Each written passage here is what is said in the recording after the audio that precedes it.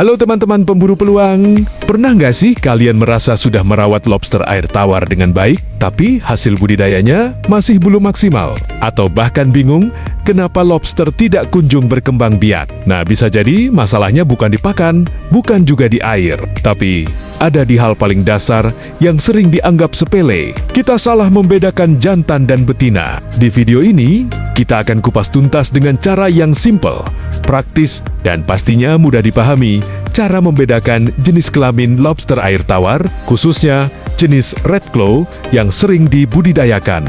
Yuk, simak sampai habis, karena di akhir nanti ada tips penting yang sering dilewatkan pemula.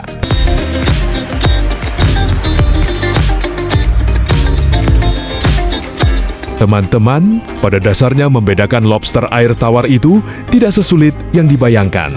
Bahkan, ada dua cara utama yang bisa kalian gunakan. Cara pertama adalah dengan melihat ciri fisik dari capitnya. Untuk jenis red claw, lobster jantan biasanya memiliki warna merah mencolok di bagian capitnya. Ini ciri yang cukup mudah dikenali, bahkan oleh pemula sekalipun.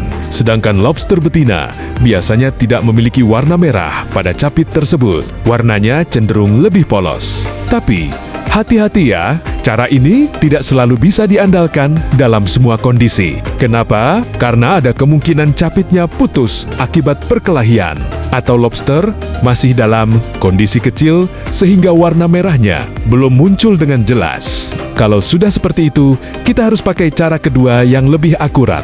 Cara kedua adalah dengan melihat bagian pangkal kaki lobster. Nah, ini yang paling penting. Coba perhatikan.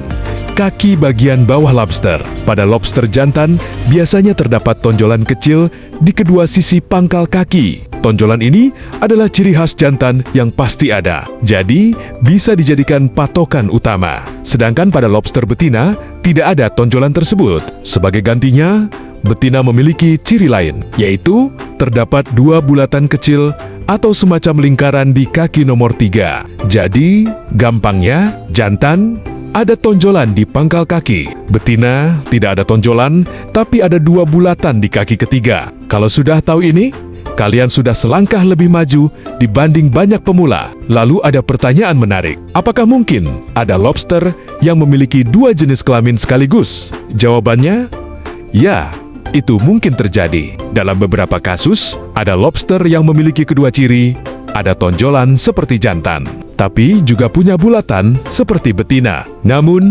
kasus ini cukup jarang. Dan yang perlu kalian tahu, lobster seperti ini biasanya tidak produktif untuk reproduksi. Bahkan kemungkinan telurnya kosong atau tidak berkembang.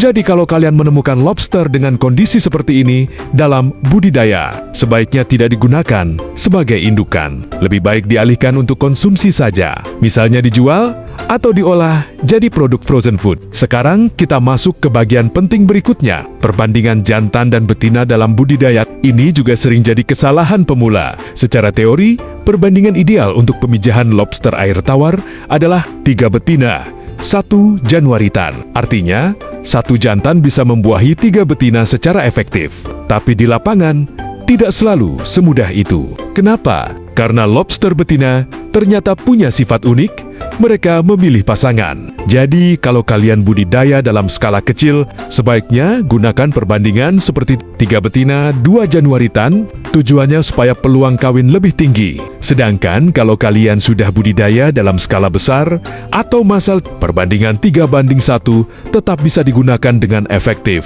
Contohnya, 30 betina dengan 10 januaritan.